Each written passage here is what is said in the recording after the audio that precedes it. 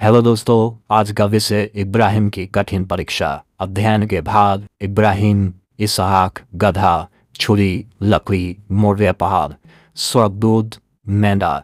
ये कहानी उत्पत्ति 22 अध्याय 1 से 13 पद के ऊपर आधारित है।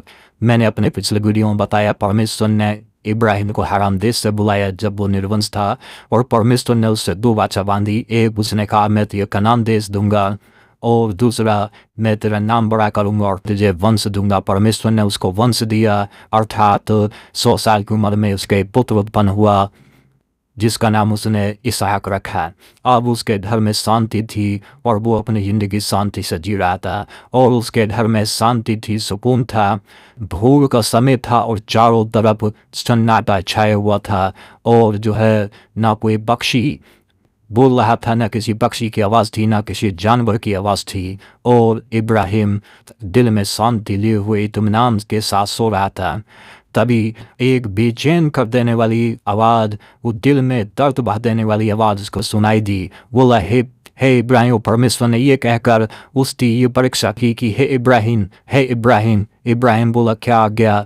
बोले कि अर्थात अपने पुत्र को जिससे तू प्रेम करता है संग लेकर उस पहाड़ के ऊपर चला दे जो मैं तुझे बताऊंगा। वहां जाकर अपने पुत्र को मेरे लिए होम बलि चढ़ा दे। इब्राहिम ये आवाज़ सुनकर उसके दिल में बेहद दर्द भर गया, और वो दर्द के साथ में उसके आँखों में आंसू आ गए, लेकिन उसने आंसू बाहर नहीं आने दिए। तब उसने अपना गधे के ऊपर वो लकड़ी लादी और हाथ में छुरी और आग लिया, और बच्चे का हाथ पकड़ा, साथ में 2 सेवक लेकर के उस पहाड़ की ओर चल दिया जो परमेश्वर ने उसको बताया। और चलते चलते तीसरे दिन उस स्थान की ओर पहुंचा। दूर से उसने वो पहाड़ देखा जहां परमेश्वर ने उसको बताया था। उस पहाड़ के पास जाकर के वहाँ उसने दोनों सेवकों से बोला कि तुम गधे के पास यहीं ठहरे रहो, और मैं और ये लड़का जाकर परमेश्वर को दंडवत करके हम वापस आते हैं। तब उसने लकड़ी अपने पुत्र के ऊपर लादी,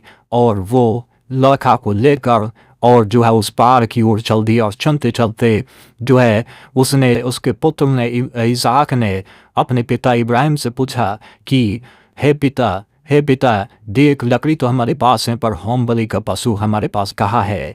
और ये आवाज़ सुनकर इब्राहिम को और भी दुख और चोट पहुंचाई, और इब्राहिम दर्द से तिलमिला गया, पर वो विश्वास बनाए रखा और धीरज के साथ बोला कि हे मेरे पुत्र, परमेश्वर आप होम बलि पशु वो उपाय करेगा। और जैसे उस पहाड़ के ऊपर पहुंचा, उसने बेदी सजाई, लकड़ी सजाई, और अपने पुत्र को उस बेदी के ऊपर हाथ पैर बांध दिए। और इब्राहिम बड़े सवाल से भरा होगा उसकी आंखें, पर वो कुछ नहीं बोल रहा था। वो इंतजार कर रहा था कि उसके पिता बोला कि होम बलि पशु वो उपाय करेगा, शायद ऐसा हो, ये वो ऐसा सोच रहा होगा।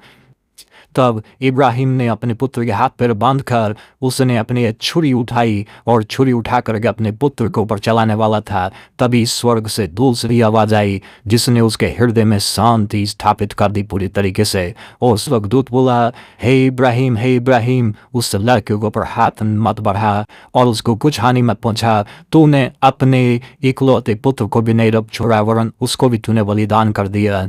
इसलिए अब मैं जान गया हूँ इससे कि तो परमेश्वर का भय मानता है। और उसको जब उसने देखा साइड में तो मेंढा सींगों में झानी पसाए हुए खड़ा है, और उसने मेंढे को पकड़ा और अपने पुत्र की संति उसको बलि करके चढ़ा दिया। मेरे प्रियो, परमेश्वर एक बहुत बड़ी प्रॉमिस किया, एक तो दे दिया और दूसरा देने से पहले उसकी परीक्षा की। मेरे प्रियो, इब्राहिम अपने विश्वास में अपनी परीक्षा में पास हो गया, और उसका ये विश्वास धर्म गिना गया। क्या आप अपनी परीक्षा में पास हुए या फेल हुए? परमेश्वर जब किसी को कुछ बड़ी चीज़ देता है तो उसको परीक्षा भी करता है कि वो मेरे प्रति विश्वास योग्य रह गया नहीं। इब्राहिम विश्वास योग्य रहा। क्या आप विश्वास योग्य हैं? प्रभु आपको आशीष दे।